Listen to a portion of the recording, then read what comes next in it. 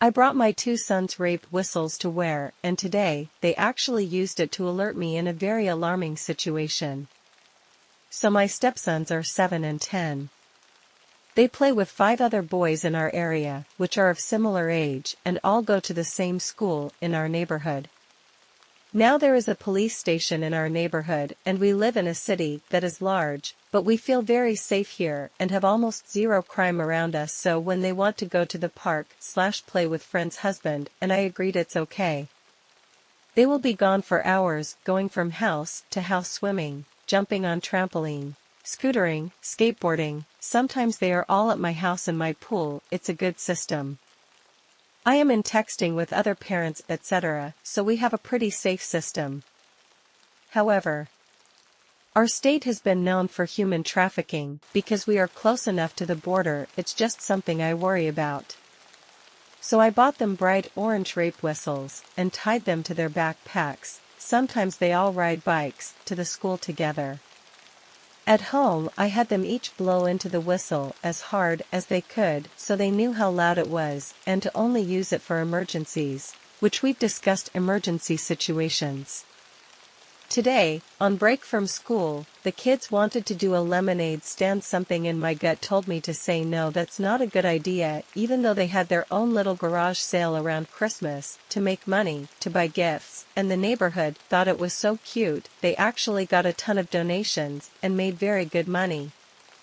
I didn't have any worries that time. Today was different for me though. As my older stepson was making his signs, I reminded him about interacting with strangers, and he needs to watch his brother, and so he asks me, should I bring my whistle? I said yes. Great idea. I took it off his backpack and put it around his neck, and I told him I'm going to leave the window open. If you feel scared or if something happens, you blow that whistle like there is no tomorrow, and I'll run outside. They were right on our street corner of our neighborhood, right where the main street through our neighborhood is, so a decent amount of cars go by. An hour or so goes by, and I'm into a documentary when I hear that whistle, and my stomach drops, and I dash outside to see a flashy red car, like a Charger. I believe I was looking/running towards the kids, and so I wasn't paying close enough attention to the car, but I immediately see all kids are accounted for as guy is getting back into his car, and my older son tells me our younger son, who really likes cars as does his dad, he goes to car shows and knows so much about cars. Husband has a GTR from Japan and another racing type car they work on together, that the man in the car got out and was talking to them, asking them their ages, and invited my younger son to get into his car. I literally told my older son earlier, do not get into or near anyone's cars. So he said he didn't feel safe anymore and blew that whistle as hard as he could. My son said the car was what's known as a demon, which I believe is a Dodge Charger, red. That's what my son told the police. I got a good look at the guy at least, but didn't get the plates. He was getting into his car as I was making sure the kids were accounted for, and pounded out of his head asking him, why would you ever invite a child into your car? Before he drove away. I wasn't thinking clearly and was in a bit of a panic. So I didn't get the plates. I was right there. I'm so pissed at myself for that.